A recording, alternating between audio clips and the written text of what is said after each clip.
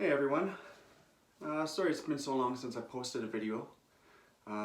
Just based on last year and currently what's going on this year for racing and training and everything, it's been quite difficult, and I'm sure everybody else is going through their own difficulties as well. Wasn't really much to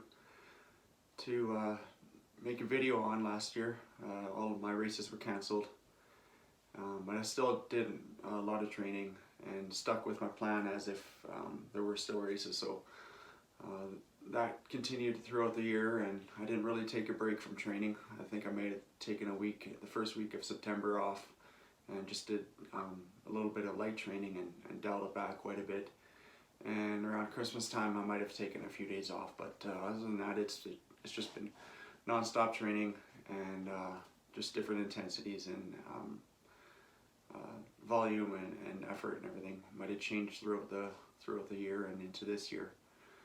I didn't really look at my last video when I posted it and what it was about, so I think I'll just basically give a brief rundown of last year. Last year I hired a coach, John Fetchick. He was my first coach I ever hired for anything sports related.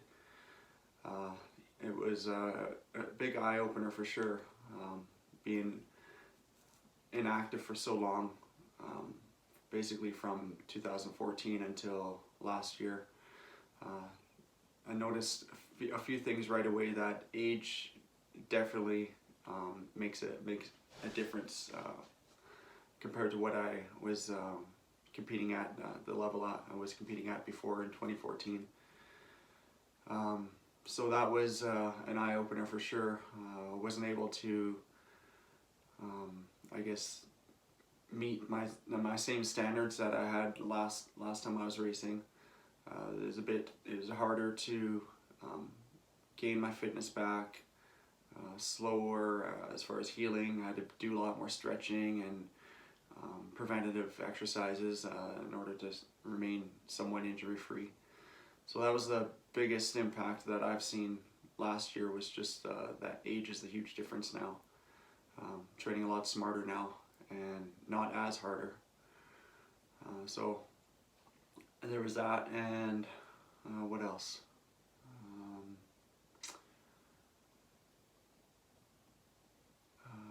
Just different training techniques. I never was coached, like I said, so I just basically did a bit of research when I used to race and did a generalized training plan, and that seemed to work at the time. But now with my new work schedule and different job, and I just wanted to have a professional coach give me some insight to basically design a program for me and see what he can offer as far as different training techniques and a schedule. So my current work schedule is 4 on and 4 off, and basically the 4 days that I do work, I don't have time to train at all. I'm away from home for 16 hours every day.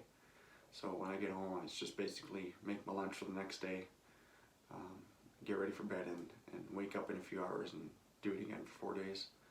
So all my training now and last year is all packed into those 4 days off. So it's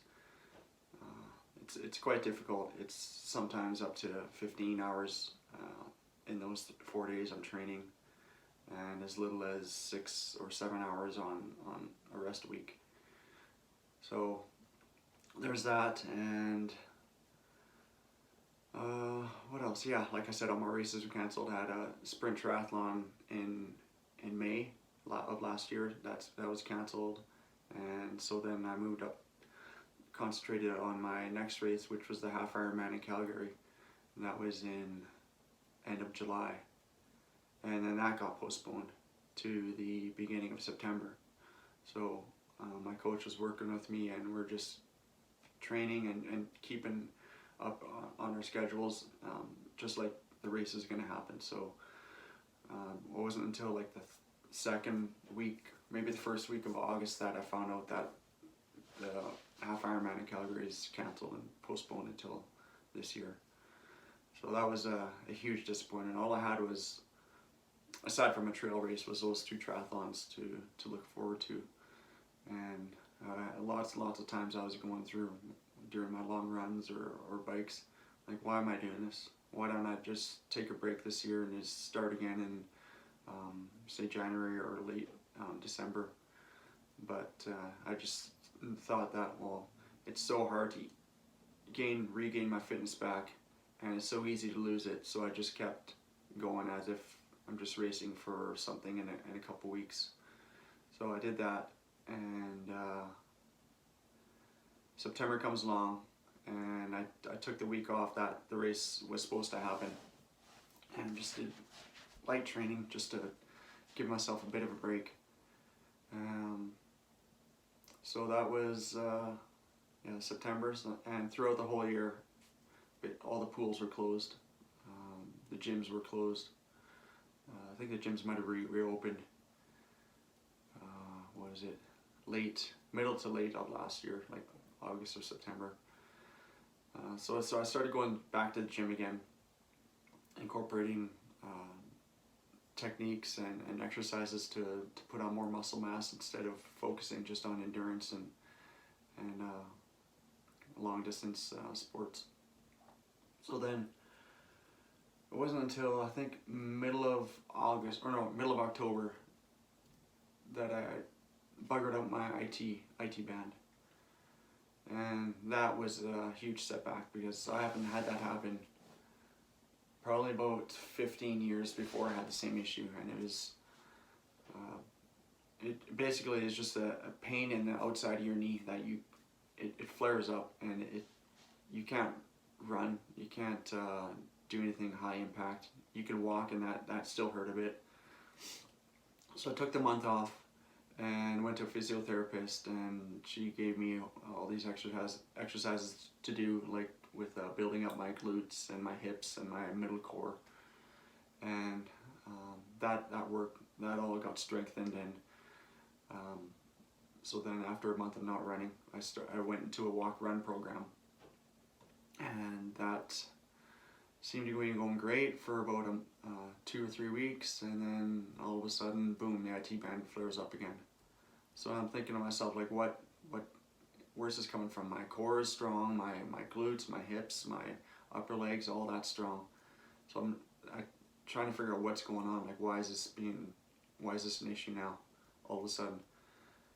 And it turns out it's my shoes. I changed shoes in middle of September, and then I started running on the new shoes, and I broke them in, and they were the same model, same make, same everything as what I've been training on all year. And I don't know what it is about those shoes. They just, as soon as I started wearing them and went on serious runs, that's when my IT band started flaring up again. So then I thought, why don't I go back to my old shoes that I used to race in, like back from 2008 to 2014. So I bought that same model and started running in those shoes. And ever since I put those shoes on, I haven't had any IT band issues. So yeah, like I said, I don't know what the issue is with those 2 pairs of shoes that I had before. Like, they're identical, same size, same make, same model, same, just different color. Maybe it's the color, I don't know. So then I've been running injury-free with my IT band since first week of December, when I changed shoes. What else? I didn't write anything down, so this is just, as you can tell, I'm just winging it.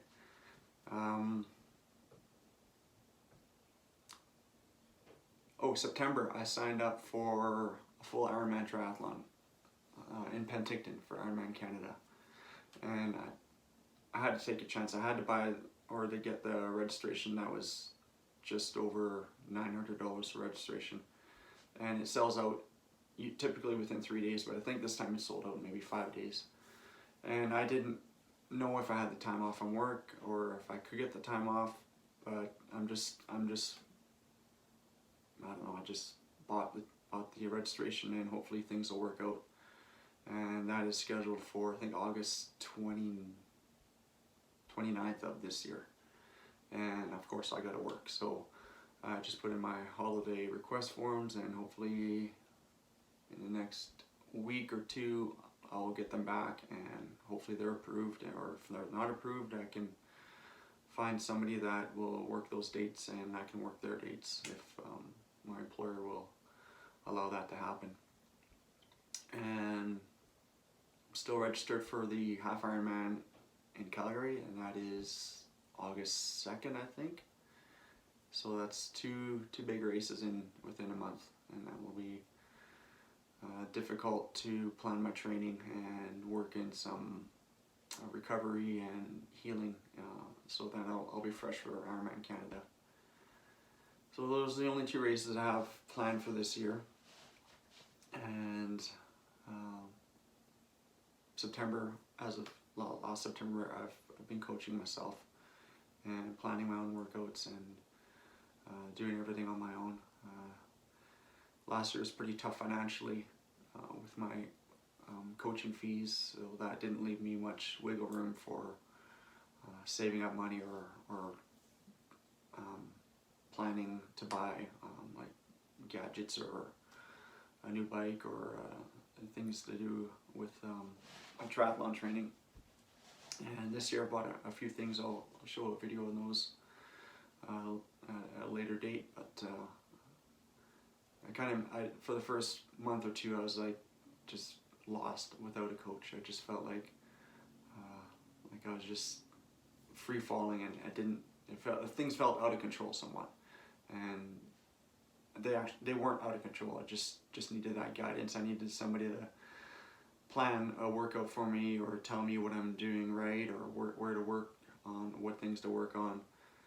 And yeah, the first month or so it was pretty tough without a coach, and I wasn't sure if I was going to hire a coach this year and just see if I can maybe find different areas to cut corners for costs, so I can afford a coach and buy the things that I could use for training. What else? I think that's just a quick rundown of last year. It was so busy. It was just a whirlwind of disappointment and achievements. I guess the closest thing to a race I came to last year was I was doing time trials for a 10K. I think my fastest 10K run, that was in 2007, I believe. That was, I think it was 40 minutes. And so I said to my coach, okay, since there's no races, let's just treat this as a race. We'll schedule 2 or 3 within the summer of these 10K races, just myself on a flat course, relatively flat, and we'll see if what I can do. My first attempt was 42 minutes, and I was just like, there's no way I thought I could get to 40 minutes. 2 minutes is pretty big gap to close at my age, and I was 46 at the time. And then I did one later on, and it was like just under 43 minutes. So it was just getting slower and slower, and I don't know if that was just because felt like I was getting burnt out mentally, or I'm not even sure physically, but yeah, I wasn't looking good. And then after I was coaching myself, I did another one in September, and it was like 44 minutes. And I thought, okay, this isn't working out this year, so I'll just put it aside. And I haven't done one since, but I think I will try for one in maybe June and end of May, maybe. We'll see how my training is. I got a few little things I'm working out right now. I've got a growing issue that won't go away right now. It's I've kind of managed it somewhat where it's not getting worse, but it's slowly getting better, and I can't afford to take the time off to heal it properly. So I'm just doing less intense running right now, more zone 2 running, which is just strictly endurance. It's no speed running, no hills, no sprints or anything like that. And I'm going back to working out on my glutes and my hips and my core, the gym's been closed since last December, so it's been just over 3 months since I haven't been going to the gym, and I haven't been able to work those action or those body parts and muscles like I used to. So I'm thinking those were the weaknesses on my training. So I gotta start working on that again, and it's been maybe 2 weeks since I've started back into just doing some home workouts.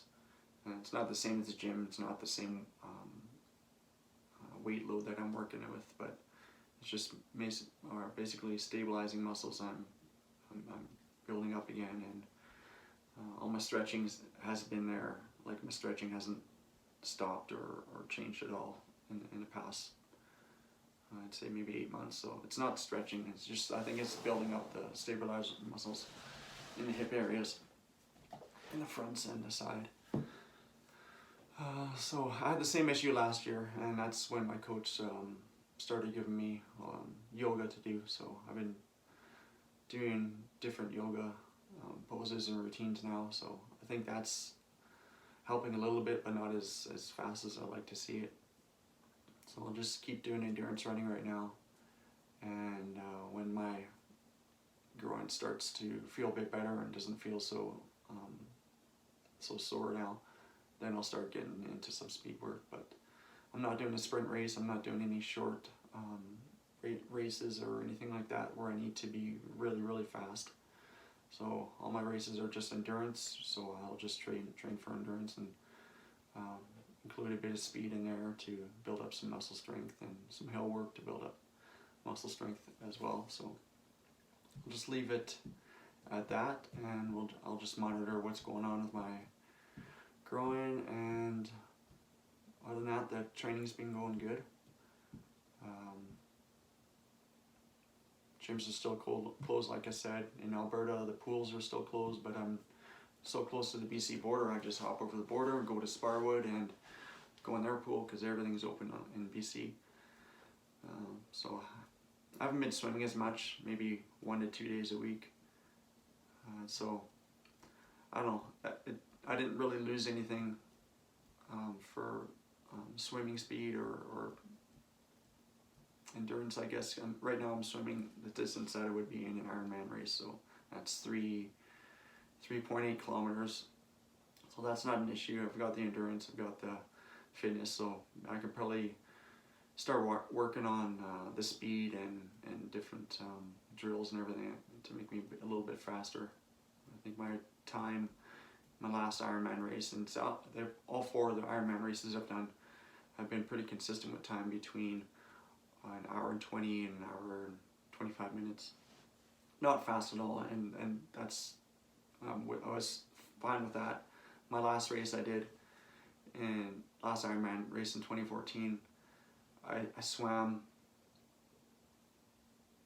3 times in the year leading up to the race, and the 4th time was the actual race. So I didn't do any swimming at all, really, and my time didn't suffer or didn't get better either. So I was just happy to get out of the water in my normal time, and I make up time on the bike and run, which I typically do. This year, I think I'll look at it a bit differently and just train like give it the attention that it needs time-wise as I put into my bike and run. If I can shave off 10 minutes off my swim time, that's all I'm looking for, and I'll be really happy with that. And plus the time in the water gives you additional fitness. So instead of swimming 3 days or 3 times in 1 year, I'll do, I don't know, 30 or 40 times in a year, and all that additional swim time just builds on my fitness. I'm not skipping those swims that I typically would, and so I can't go wrong with that. I think that's pretty much it. Yeah, like I said, last year was just, I wouldn't say it was a joke, but it was probably a disappointment with a few highs and lots of lows. I'm sure everybody out there knows what I'm talking about, whether it's in their own lives or non-athletic or sports areas of their life. So yeah, I'm looking forward to doing it. I got a couple ideas to do it for some more videos here. I want to do one on nutrition and what I take for supplements and what I take on during the rides and my run. I just bought a new bike, so I'm pretty happy about that. I'll do a short video on that one. And yeah, hopefully I'll maintain more of a consistent schedule for putting out videos and letting family and friends know what's going on, because I haven't been keeping in contact with people that I know as much as I should, based on this COVID situation. I know this has canceled a trip, at least one trip out to the Okanagan to visit my family, and so hopefully this gives a bit more insight into what I'm doing, and let's answer some questions from family and friends. So yeah, hopefully I'll get back into this and let you guys know and take you along on my journey and see what happens. All right, thanks for watching.